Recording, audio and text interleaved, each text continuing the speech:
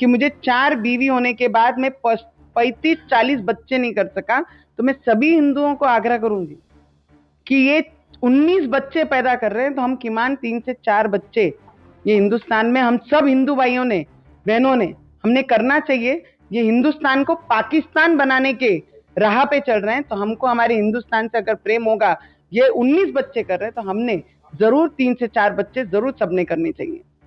Sir, BJP नेता कह रही है कि मुसलमान जब 19 बच्चे पैदा कर लेते हैं तो हिंदुओं को भी 3-4 बच्चे पैदा करने चाहिए। मैंने बीजेपी के नेताओं के घर में भी तो बहुत बच्चे हैं, और अब तो लगभग बीजेपी के नेताओं की शादी मुसलमान हिंदू सब घर में हो रहा है।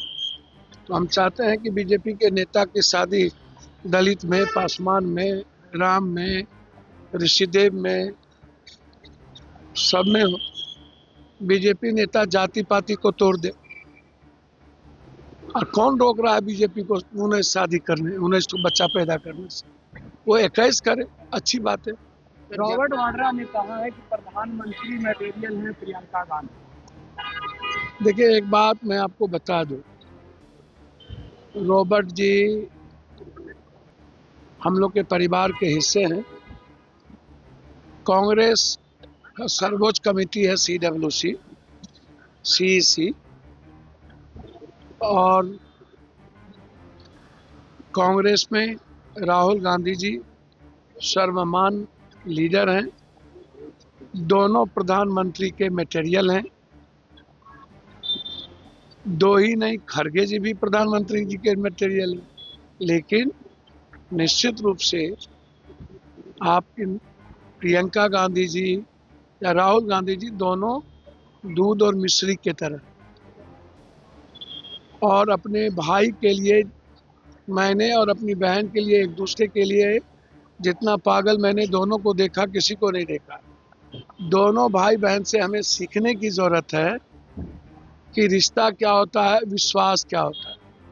तो उन दोनों के विश्वास के साथ ही काम करते हैं हम लोग। दोनों हम लोगों के लिए आइकॉन है। बिहार के बीजेपी ने आह्वान किया है और कहा है कि आपराधिक घटनाएं कम हो जाए। मुझको तो समझ में नहीं आता, इतनी हत्याएं हो रही है डेली लगातार। अब आंख रहते हुए अंधा, कान रहते हुए बहरा हो जाए तो उसमें मेरा क्या जाता है?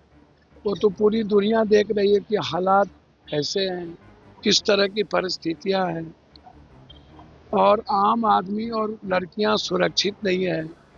माफिया, बालू माफिया में इन्होंने जाति सूचक शब्दों से, इनके पास जो इनको वोट दिए उनमें कोई माफिया नहीं है, जो इनको वोट नहीं दिए उसमें सब जात माफिया है। जो इनको जो जात वोट दिया है वो जात इनका माफिया नहीं है।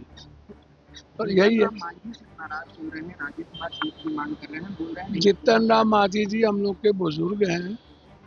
उन्होंने साफ शब्दों में कह दिया है कि लगभग सब चोर हैं, हम लोग पीसी लेते हैं।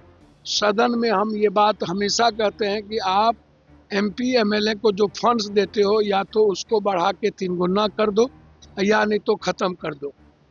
बेइज्जती इससे होती है।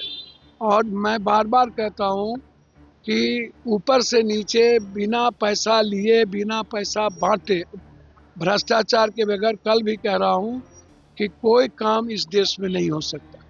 उन्होंने सही स्वीकार किया है, सबको स्वीकार कर लेना चाहिए, क्योंकि सब लोग पीसी, 1% को छोड़ के 99% लोग पीसी लेते हैं। और दूसरी बात उन्होंने सही कही है कि चोरी करके अगले बार हम लोग सरकार बनाए थे। यह बात हम हमेशा कहते हैं।